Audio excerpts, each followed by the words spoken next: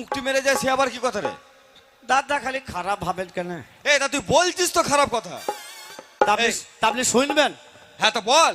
ওরে পহরানের বিড়ি রে বাবা ওই তোর পাচাই কেন সুতো পহরানের বিড়ি রে, তোর পাচাই কেন সুতো পহরানের বিড়ি রে, ও তোর পাচাই কেন সুতো পহরানের বিড়ি রে।